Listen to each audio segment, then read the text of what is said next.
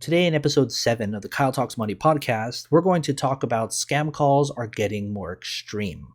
So hit that like and follow me on YouTube and Instagram for more personal finance guidance and wisdom from all over the web. Scam calls can be more than just irritating. They can be downright terrifying.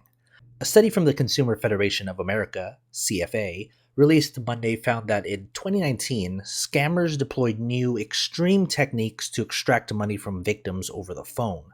These scammers used harrowing lies to force victims to stay on the line while retrieving money or gift cards.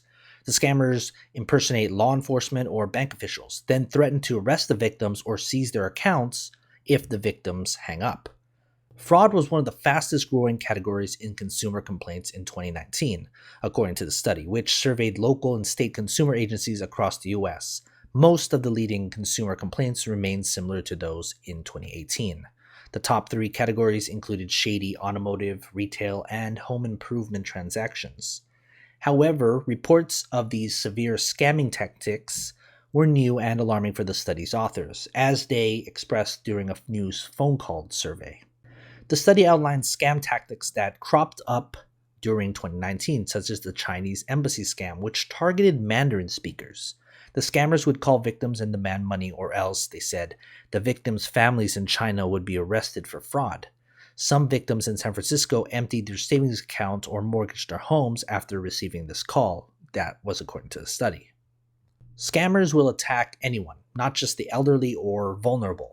Susan Grant, CFA's Director of Consumer Protection and Privacy, said during Monday's news conference, the criminals only need a few successful bites to get a big payday.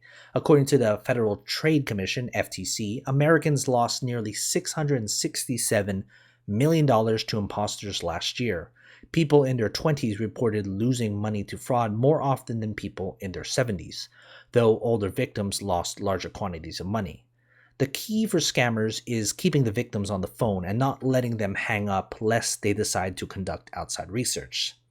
In the Chinese embassy scam, a robocall leads to a person who then leads the victim to another person posing as an investigator working on their family's fake case.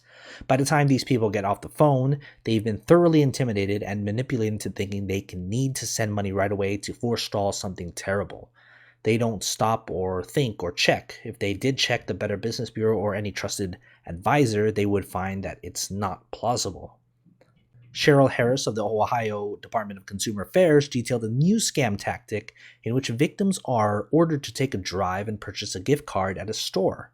The victims were told to read the gift card serial code or take a picture of the card for the scammer under threat of arrest or financial woes. In multiple kinds of these scams, we see people directed to get into a car. Finally, when you get to the place you're supposed to get to, you're invested, and people are relieved to do what they say because it finally ends this long drive. The study is based on 2019 scams and therefore does not encompass developments during COVID-19. However, Harris said that Americans are now extremely susceptible to get-rich-quick scams.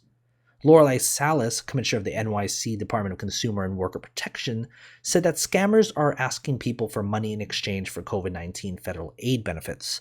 However, exact data on these scams' prevalence will not be available until 2021. In the meantime, Salas recommended that consumers do their homework before giving money away. You can either not answer the phone or hang up. You can do some research before you call them back. This episode has been brought to you by Smart Money Parenting. I created Smart Money Parenting as a way to teach parents how to educate their kids about money. By starting at an early age using incentives, habits, and money, your kids will grow up to become financially literate adults. We learn almost everything in school, but the one thing most people don't learn is simple budgeting, saving, and even investing. We're brought into a world that revolves around money, yet our kids lack the knowledge and preparation to take on that world. Let's change that.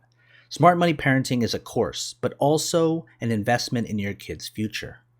There are details to the course in the description along with a 20% off discounts code you can use when enrolling. Give your kids the future they deserve.